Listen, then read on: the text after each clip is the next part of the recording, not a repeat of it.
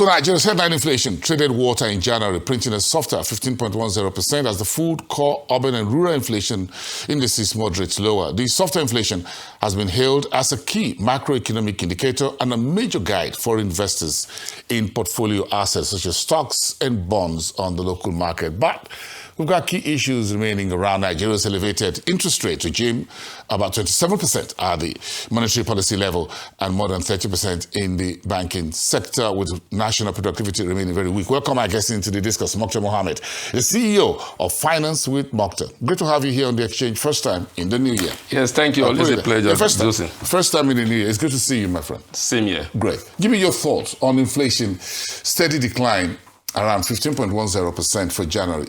You see food, core, urban, rural inflation all trending lower. Not surprised at all, Bosin. I think that is expected. Maybe in terms of the numbers, we didn't think it would get to the so early to the numbers that we are seeing, but lower end of double digits. Yeah, lower end of double digits, and that gives a little bit of positivity. But that positivity also comes with its own challenge, and you know what happened during the election. Yeah, that's a big challenge.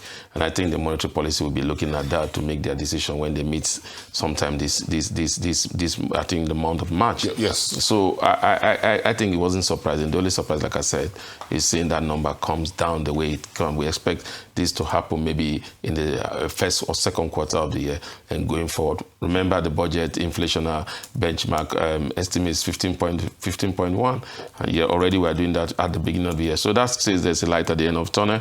And when you look at those price issue that we talk about, you realize that I think it is real that prices are really stabilized in the market in terms of stable food. We don't have those hyper price volatility that we experienced some maybe last year into middle of last year. So I think for that, I think we're gently getting into that microeconomic stability because, again, like you said in your report, we've been able to hit that exchange rate stability. Maybe it might be fragile in terms of reports you get here and here, in terms of inflow, in terms of when those Eurobond payments start going out. When they're due for payment. When they're due for payment. So that could also create its challenges. But again, don't forget that Dangote Refinery has also upped up its production limits, and that also will help reduce the pressure on exchange. Call for dollar to buy refined petroleum product. So I think they have their work really cut out. Good for them. The way it's going, it will take something out of this war to get Nigeria. I get pulled by my neighbors, and I'm sure sometimes perhaps you too do, in terms of explaining inflation, in terms of the data by the Statistics Office, vis-a-vis how it is interpreted by household consumers. Folks believe that inflationary pressure remains sticky upwards because the numbers where we are today were not the numbers where we were before the 2023 general elections. So let's say January, February of 2023, almost 3 years down the line, folks believe that petrol prices, whether it's still elevated from where we were. Exchange rate around 500 at a time. We're still doing about 1,003 as we speak. So whichever way you slice it, help me understand, what is the reality of inflation data, by the way, for a household consumer, for housewives and others? I think the reality is differ because, again, you talk about data. I normally jokingly say it depends on where the Bureau of Statistics gets their data from. Sometimes when you look at that numbers, by what you have in the market, sometimes you ask yourself, hey, where's that coming from? But now when you look at those numbers, yes, you have some concerns, but I don't think those concerns as it used to be, because, again, you are looking at those stable foods, you're asking questions around, they tell you that, well, it is down, but what they'll tell you that it is not where it was before it came up. And I think that's a major challenge. It's either we've been living in type of out of reality before then, especially when you remember that our exchange rate was more or less a fixed exchange rate, monetary policy fixed exchange rate, and we are now having a market-determined exchange rate, and so all that is playing out. And some people say, will we ever get the exchange rate get back to 500? And I look at them and said it will be a Herculean task. Exchange rate. We'll talk about food inflation. You know, when you say food in Nigeria, for example, to an average man on the street, a tuber of yam that is not yet cooked is not considered as food because you can eat it. So, because this is raw and every other food. And we eat a whole lot of food in their in their organic form in this part of the world, not necessarily processed into cans and things like that. So when people talk about food, they're thinking about the total cost of putting that meal in front of them. Yeah. Right. So when we say food inflation in Nigeria, is it just what the MBS says about it is yam tuber, cassava, whatever, or the final cost of the price of putting that with all the ingredients, everything that go into it to make a vegetable soup, for example, a typical one in Nigeria? I think the final cost is what the challenge is, because again, when you're looking at the final cost, remember that the Bureau is just talking about the food cost at the stable food the cost. Food product. Yeah, they are not talking about the finished product. Yes. And now when you come to the finished product, a lot of things are intensive about it. Don't forget also, these days we don't use firewood again, we don't use stove again. So gas. We use gas again, and the price of gas is not that low.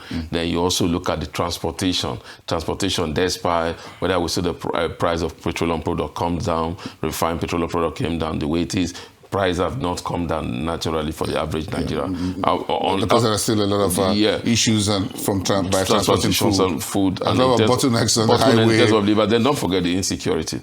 We still don't have farmers road going infrastructure. To the farm. Yeah, going to farmland. It's just people like Bossing that have a car that seems to enjoy this price coming down, because the cost of them filling their tank has come down. But to the average Nigeria, they still that struggle. So the reality of inflation is that the household still feel that the pain is still there. It's still the pain point. Yeah, the pain point is still there, because again, you're looking at, like you say, you're looking at that huge movement in terms of a product that was costing like 500 and it's now costing like 1,500, and then you are now seeing a gradual, just little shifts, and there you, as a government, you are celebrating, and they are saying, no, look, it's still high compared to where we are coming from. I think that is the major challenge. So when you and I ask you and I, look, you folks talk about inflation, they're talking about the fact that, look, do you think Nigerians still feel so attached to the fact that as an exchange rate of 300, 500, a petrol price at 150 naira per litre, 75 naira per litre, some point, do you think Nigerians still have that nostalgia about those prices that they still can't come to the reality? Yeah, definitely they do. You just need to go to the street, and when you tell them that, oh, fuel price have come down from a high of about 1,200 at the time we're seeing those increments to about averagely 800, and they tell you it is not yet down, wanting to get to like 200 or there where it was before he came to, before President Tinubu comes to power. I think that's the major challenge, and again, we don't tend to realize that all those while we're committing economic sins that we are now paying for at this moment. Okay, the wages of sin. Okay, so we're said to be in disinflationary territory right now. Well, what does it mean for interest rate easing by the central bank and the urgent need for us to increase local productivity, because we have low inflation, exchange rate is stable, yet productivity is not ramping up. Yes, as it should be. I think most of the challenges when it comes to that low interest rate, they have to deal with a lot of challenge when it comes to that. And that's why I said it looks fragile. We're talking about a low exchange rate, and then we're talking about supply side and also the demand side. Then you're talking about what really is your reserve. Is your reserve really 49 billion US dollars? Yes. When you have to cut off all those borrowing that you've done to beef up your reserve. Those inflow into your reserve were not inflow that came into the economy, were inflow that you got to make sure you stabilize your currency. And those inflows will be paid with interest. So they look at all that, and don't forget that we are going into an election year. But the positivity about the election year is most currency that we see plied around is not the naira. Our political class doesn't deal with naira during the election year. So we might see a lot of dollar coming out, pushing the naira. That could also be where the monetary policy will look at and say, can we get rate down? But again, getting rate down, again, has to do with a lot of issues that is beyond their control. Don't forget, they are still grappling with the issue of cash out of the banking system. That's the central bank. Central bank. So all these are major challenges they will have to deal with before you begin to say, okay, look, do we have to cut this rate? Do we have to bring this rate down as it stands? I think we have gone into the global year of rate cut. We've just done one. And if you look at the history of our central bank, they are very conservative whether in the point of hiking rate or in the point of cutting rate. You got to be really careful. Yes, because really careful. again, the political hot heat wave never really leaves the room from one election to the other. As soon as one election is over, the political boys, men and women always remain in the trenches, as it were. Getting prepared. You're getting prepared for the next one. To hot state. So they really, really hardly give the Monetary Policy Authority, the central bank, the private sector time to breathe. No, they don't. At all. Because it's like one election to the other. It's like 4 years. It's like four years is almost like a playback of what happened 4 years ago. The volatility is still there. The hitting of the policy is still there. The movement of liquidity you just need to watch television. Everything is still same of same. Nothing changes. So that makes a lot of issues a little bit tight for monetary policy. When you talk about inflation, interest rate, lending to the private sector and what have you. So maybe we need to begin to talk about some points in the future about how to decelerate the electoral heat wave. Exactly. Yes, it looks like a climate change thing on us. Because for the 2023 elections, those guys never went to sleep. They never went to sleep. And already in 2025, we're already seeing that the politics is heating. 2077 is already here by the corner, just like a blink. And we are still, remember that before now, I think we normally see those election pressure maybe in the second or third year. But this time, I think we saw it almost at the beginning of the first year of President Tinubu. We saw those election politics already started earlier than what is normally. And they've got a whole lot across the states, from Rivers State to whatever. You saw those cross-carpeting, you saw those governors moving, even states that you never thought would move, you just saw those movements. So this was a lot of pressure on the economy right now. Interesting. So you were not surprised that the central bank governor gave a little bit of a very soft warning about a week ago and said, look, you politicians have to watch your electoral spending. Yes, exactly. He has the data. He knows it. Yes. So Cardoso just sneak that in a little bit, just to pull their ears from the back. How should investors trade inflation? So let's take the inflation. Let's just take it to the market. Even the stock market is already on a roller coaster. I'm sure you've made money so far this year. The market is up almost 20% or so. Boston, I'm not surprised that the market is up. You remember, I think I was here with your colleague, Rotus, yes. Sometime when we had that about that loss in November, and I told him it's normal.